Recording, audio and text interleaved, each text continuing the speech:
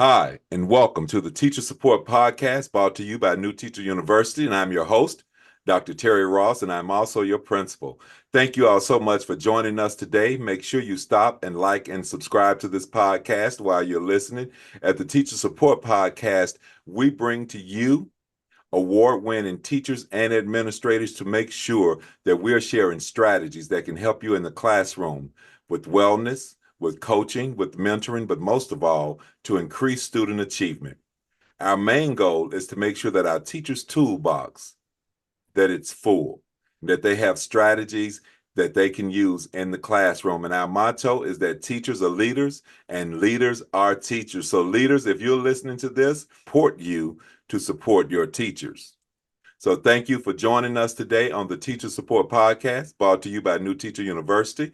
And today I have with me Ms. Tanika Garrett. She is the CEO of TTG Enterprises. And at TTG Enterprises, they help teachers thrive in the classroom using social emotional intelligence, where they take that social emotional intelligence so that they can support their students with social emotional learning.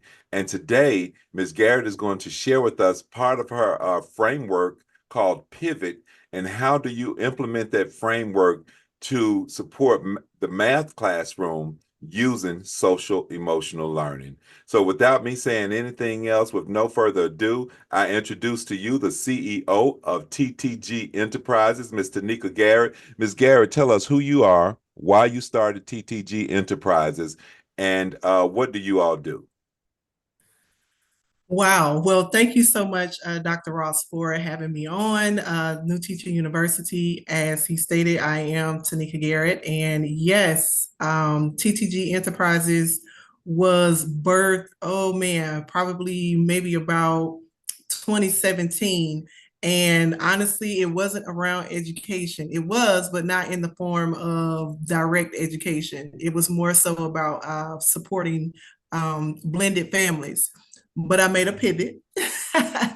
And now I support those who I know need support in the place that I was once as a new educator, and I get the woes and the ins and outs and the roller coaster ride that this industry, the education and training industry, can bring. So what I like to contribute to that with TTG Enterprises is to be able to make sure that you, as an educator, that you are well, that you are whole first, and then when you are in that space of where you are whole and well, then you're able to definitely thrive in the classroom, which of course has a great impact upon your students. Absolutely. Thank you so much. And tell us just a little bit more about TTG Enterprises and what are you all doing now and how do you blend that with instructional strategies? Absolutely. So as of right now, we are currently showing up in spaces. Just wrapped up with the conference here about a month ago, where we were able to talk about our math in the classroom with SEL. And so I'll share a little bit of that a little bit later. So we've been doing presentations. We've been showing up at different conferences. We've been to even on college campuses, sharing the same information with those teachers who are preparing to be educators. So we're catching them kind of early there, and also being able to support those who are in the building as well too. May not necessarily always be paid gigs, if you want to say it like that, but where we can provide support, that is definitely where we do it. And of course, with TTG, of course, we also want to make sure that when we prepare those leaders, we want to make sure that we are preparing those leaders not only to just be good, but to be great and really to do it better than we've done. Absolutely. Well, thank you for sharing that. And it doesn't always have to be paid because Muhammad Ali said that service is our rent for being on this earth. So sometimes we have to provide services, but I've always found out that when we provide services to other people, it comes back to us in ways is that it may come back to us in ways that we don't even expect it. And most of the time, it doesn't come back from the place that we provide the service. It's just somewhere else. And that's just how it works sometimes. So I'm okay with volunteering and providing service because what we're doing at the end of the day, we're making sure that our children are okay. We're making sure that the Yes. people that's going to start and that stand in that classroom in front of our children, that they're well prepared and that they understand. Talk to me about the blended family piece that you all were doing, and what is that about? Oh, wow.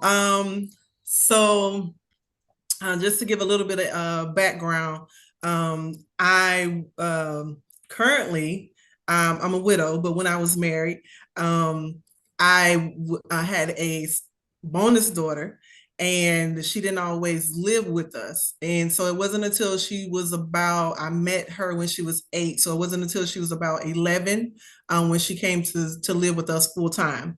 And with that, I saw that there was a gap in being prepared in becoming a bonus parent. Um, with that, there are different nuances. You not only, of course, you're aware that you have another person, another adult to deal with, but when that person, when the child comes into your home full time, is very different than just coming to visit. So Yes. I had to learn to be a full-time parent. It just wasn't here and there, when she was present. It was more so of, okay, now this is every single day that you are parenting her every single day. And with that, I was able to speak with other families who had similar dynamics, who were, may were having certain difficulties as well. And I was able to offer my experience and things that I had learned as well too, and be able to combine those things. So not just being a teacher, because being a teacher definitely played its part in to help me be able to be a better parent, and but using those different, that toolbox as you talked about, using those different tools to be able to now be a harmonious unit. Absolutely. That's awesome. And my condolences about being a widow, and thank you for sharing that with us. Thank you Thank so you. much. So, Ms. Garrett, what are we going to talk about today with social emotional intelligence and blending it with math? What is this called? So, what we are going to be talking about today is going to be definitely taking those 5 strategies, those 5 SEL strategies, pillars, or however you want to competencies, however you want to call them. And Yes. we're going to be able to break those down and what that really looks like in the math classroom. Now, granted, doesn't necessarily just is only for math. No, not necessarily, can be used for anyone's classroom and at any grade level. So I don't want you to get hung up on the word math.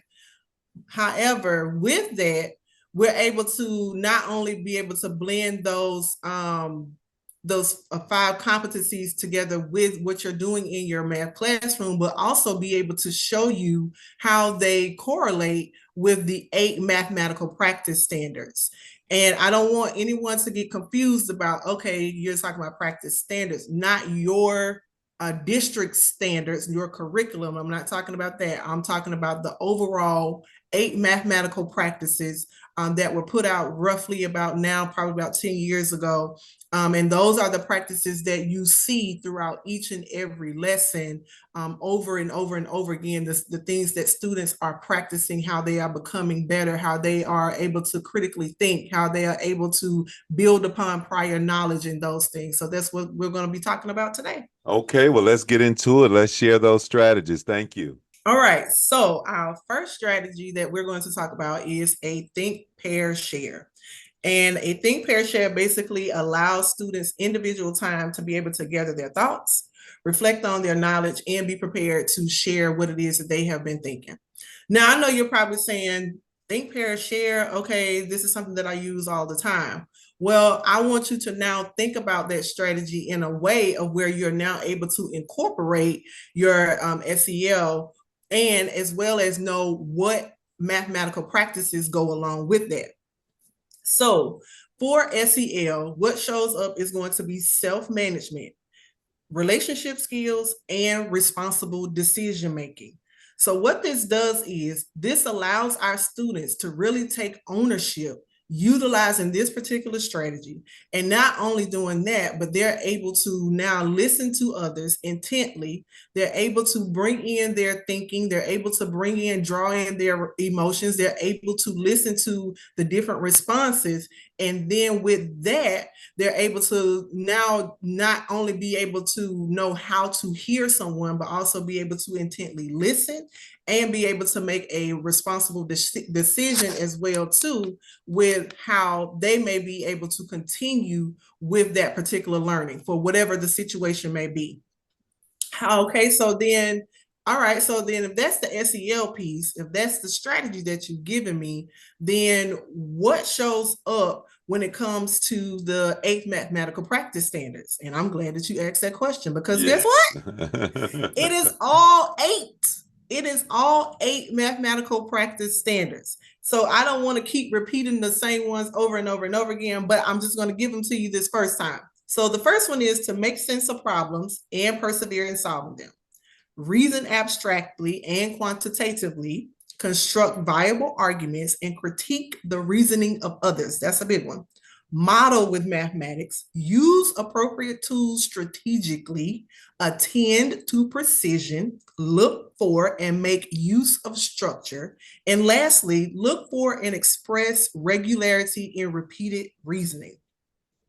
Is all of that really in a think, pair, share? You absolutely, it actually Yes. is, and I'm sure that you heard it I as heard I all was of it. discussing it. Yes, and I'm sure that you're probably like your wheels are probably turning like, oh man, like I can use it for this, I can use it for that. Absolutely, and that's just one strategy. And my wheels were turning when you talked about all of the social emotional pillars, social emotional intelligence pillars that were in the think pair share. I was like, I knew that, the teamwork, the engagement, but I had no idea that we were doing all of that. So thank you so much for sharing that. That's going to be awesome for our teachers, so they know and understand that when we give our students an opportunity to engage with each other, when we give them an opportunity to just talk with their peers, that they're learning all of these skills that they're going to use in the workforce, and not just in the workforce, but at home as well. Yes. Oh my gosh. Absolutely. Absolutely. I can comment all day on that one, but yes, absolutely. All right. Let's go So with number two. number two, I kind of self-named this one, so it's okay. You can acquire it. It's totally fine. We do it all the time. The number two is talk math to me. So Yes.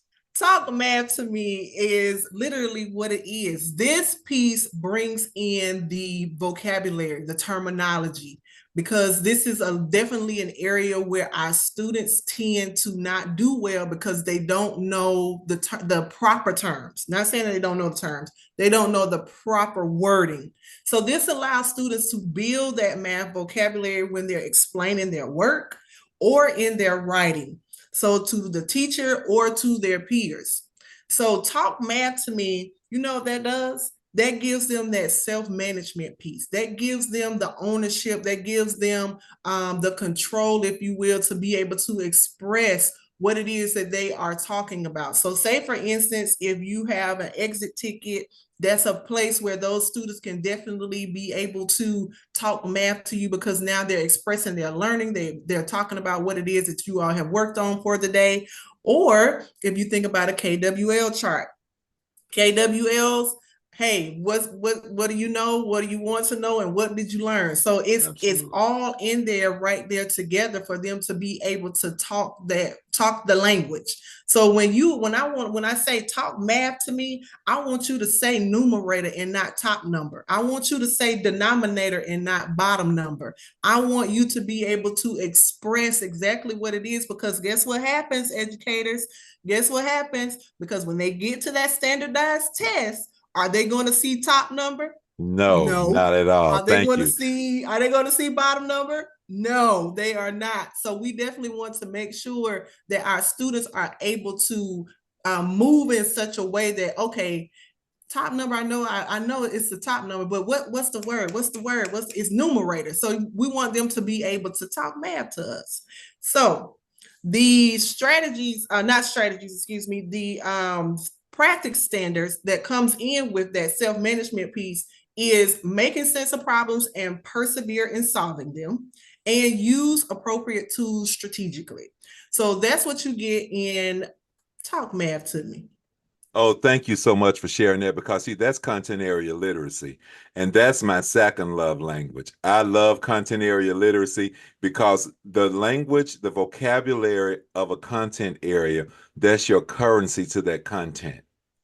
And Yes. vocabulary, period, is your currency to the world. But if you do not own the vocabulary of a certain content area, how can you properly be assessed? How can you apply it? How can you do anything? You're exactly right. Take away. We're not taking away, we're subtracting. But yes, we do need the vocabulary of the content. So thank you for sharing talk math to me. We need to talk science to me. We need to talk social studies to me. We need to talk ELA to me. We need to make sure that our students are using the vocabulary of the standards at all times because that's Yes. what the assessments are doing. The assessments are using the vocabulary of the content area. They are not using what we use to, we're not breaking it down to them. We're bringing them up to it. Mm. So thank you for strategy number two. So what's strategy number three? Okay, so strategy number three, you all, is definitely a big one. And this one is the three R's. This is relationships, rapport, and reassurance. Yes, I love Now, that. relationships, rapport, and reassurance. I promise you, I can talk to you all day about this one, but it is about connection. It is about building those harmonious relationships and encouraging students, supporting them, and being available so that they have that confidence. These are the things that definitely are game change all the way through the whole year and even after the school year is over. Because if you put in place having those actual relationships, being able to connect and have rapport, and then be able to be in that place to reassure your students to rebuild their confidence or to give them that said confidence that they may need, whew, they're going to love you for life. And this for SEL, this is all of them, all five. So this is self-awareness, this is self-management, this is social awareness, this is relationship skills, this is responsible decision making. All of it shows up when we are able to have that connection with our students. I'll give you a quick example. And just so I make sure I stay on track, this is going to be all 8 mathematical practice standards as well too. And so the example that I want to give you is I taught summer school earlier, and I had upcoming 7th graders. Now, mind you, it's been quite a while since I've had that low of a grade level. So I had to make sure that I was in a place to where, I was speaking their language and not talking over their heads in a sense. And I'm not saying that I'm like just that wonderful and great that I just speak such excellent vernacular or anything like that. But I had to make sure, okay, they don't know all of these math terms just yet. Well, seventh grade has a special language within itself. So bless your heart that you taught seventh grade this summer. I love them. I love them. I love seventh graders. Yes, I do. Yes, absolutely. But with that came a little bit of me having to build a relationship, Oh, even in that absolutely. short time, because they had no clue who Miss G was. They didn't know who I was, and I didn't know who they were.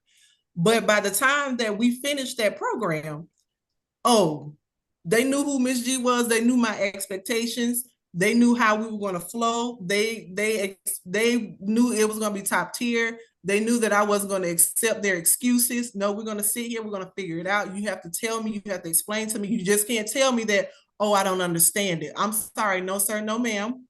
I need for you to specify where are you getting stuck, what part, what portion, and then take those same strategies. Think, pair, share, talk math to me, building the relationships, the rapport, and the reassurance. I was doing all of those things. I was reassuring them that, hey, yeah, you can do this. You totally got this. Because guess what? You already know X, Y, Z. So now we're just adding on to it. So those are the things that we're talking about. really, honestly, it doesn't take a whole lot, and we're not asking you to do anything extra. We're just asking you to make sure that you already have these things in place from the beginning, because when you have it in place from the beginning, those kids are going to do pretty much almost anything you ask them to do. Yes, give me an example of reassurance, please. Absolutely. So I had one, and I'm just using summer school, so I'll use summer school again. I had one student I could tell, and this was virtual. So I had one student I could tell she was just off. I could see it on her face. And so I pulled her into another link, because when you're virtual, everybody's on that one link. So I was like, okay, hey, I need for you to come over here to this link, Yes. and mute and everything else in the other room. We're gonna come over here. I need to talk to you. I said, what's going on? I said, you're off. I said, and usually you're on it.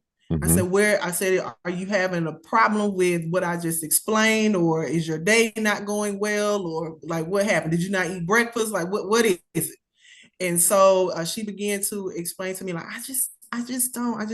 and so I came to find out that her previous math teacher had not been there the entire year. And Mm. so there were gaps Yes, in what it is huge. that I was talking about, and she couldn't make the connection. So I said, okay.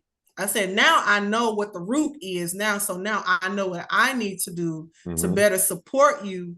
And so then to bring you back up so that you've not feel left out. So that Absolutely. in that brought in that confidence. You know what happened? The next day, oh, sister girl was on it. She brought the confidence. She brought, oh, hold on, Miss G. So you mean to tell me I need to do this? Yes, ma'am. You sure do. And I always say ma'am and sir to my students. I don't Yes. care what age they are. But yeah, You that gave her definitely was the permission. reassurance piece. Yes, you gave her permission to take up space. You gave her permission to not know. And part of vocabulary, part of any content, part of students learning how to read, a huge part of it is confidence. Our children Oh can man. do anything if we give them the confidence. So often our children, so they've been beat down in a sense. They've been left out. They've been made to feel like they shouldn't take up space, that they shouldn't ask those questions. And that's one of the things that I did with my daughter, is I told her, sit in the front seat. First of all, you don't have any distractions in front of you. You're not watching anybody play in their hair or talk to anyone.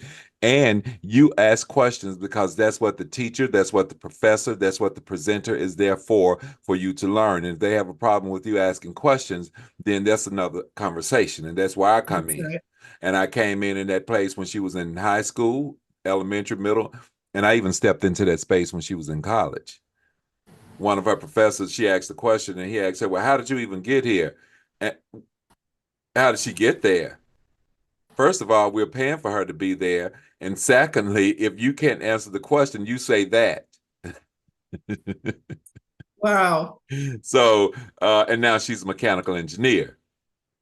So we have to make sure that our children, Yes. yes, we have to make sure that our children take up space and that they feel comfortable with taking up that space. So thank you for that relationships, rapport, and reassurance. That is awesome. And those are the real three R's, because reading, writing, and arithmetic starts with an A. We still got to figure that out. But if we can build relationships, build rapport, and build some reassurance and give our children reassurance, we can really make some things happen with them. Thank you so much for sharing this. Is there anything else that you'd like to share with these strategies? Oh man, listen. I'm fired up. I'm energized. I feel the energy. I don't know about you, those of you that are watching, and those who of you may come back and watch again. But I just want to leave this with you, that be you, your own uniqueness, your own jazziness, your own pizzazz. That's what's going to separate you from everybody else.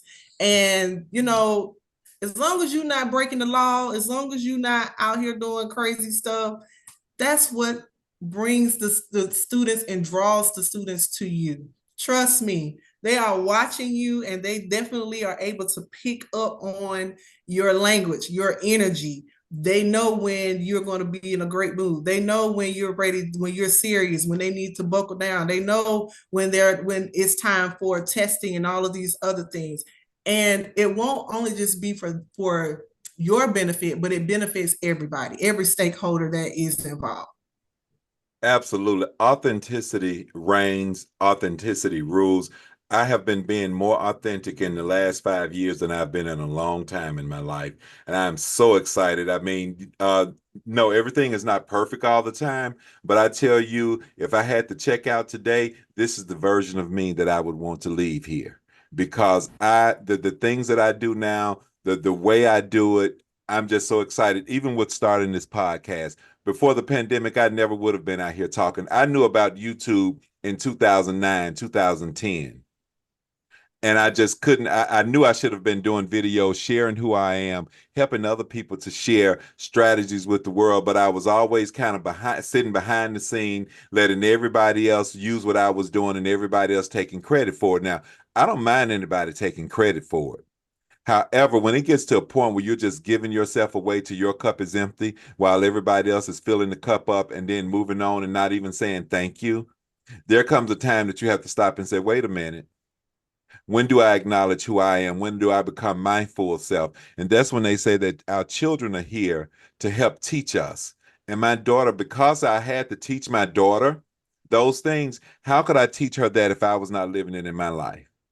Yes. So me telling her to be her full self, me telling her to take up space, me telling her to sit on the front row, ask those questions, to assert herself in situations that when she give an idea around the table and everybody ignore it, and then the next person give that same idea and everybody agree, that she insert and say, well, I'm so glad that we're like-minded with that, because earlier when I stated that, letting them know. Mm-hmm. And it's not about who gets credit for, but you don't continue to allow people to just take who you are and leave you sitting to the sideline. So you're exactly right. Yes. Thank you for sharing that with our teachers, and especially our new teachers, that be you, do you in that classroom. Now, there are some rules, as she stated. Don't just be out there doing anything, and we're going to remain professional.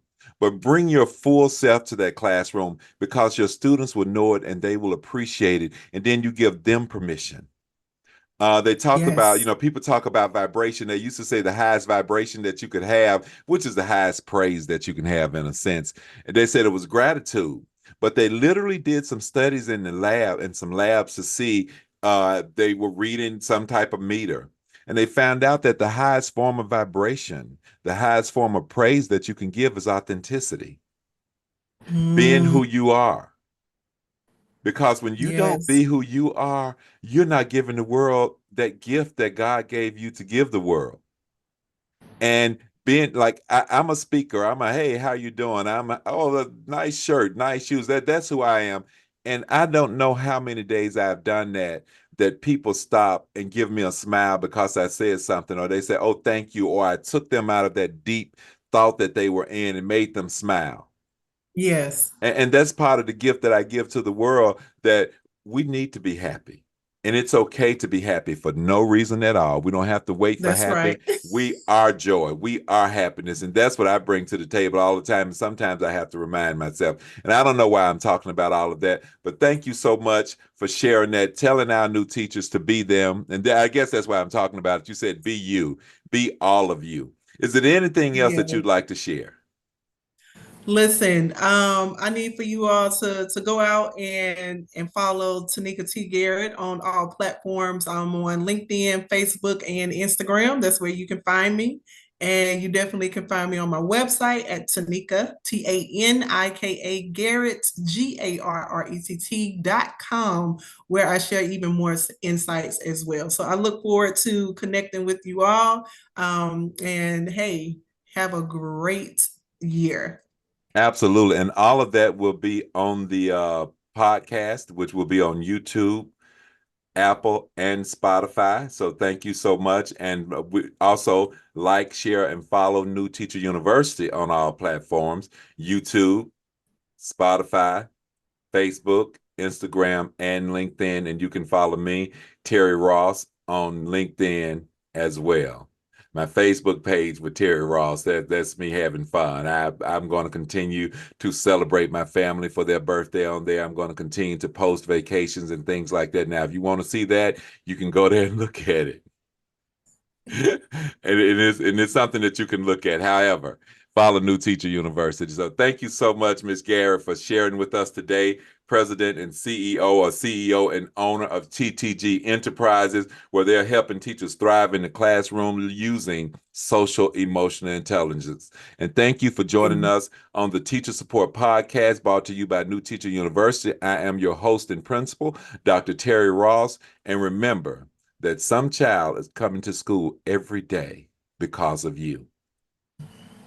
We know that they're coming for themselves, but until they can realize that, it's okay that they know that they're coming to school for you. And it's our job to stand in the gap for them in that space. So thank you so much for joining us on the Teacher Support Podcast. We are in season 3. We have rebranded because we know that teachers are leaders and leaders are teachers and leaders. If you're not teaching your people, we're not growing the organization. We're not growing the school. So join us here on the Teacher Support Podcast, brought to you by New Teacher University.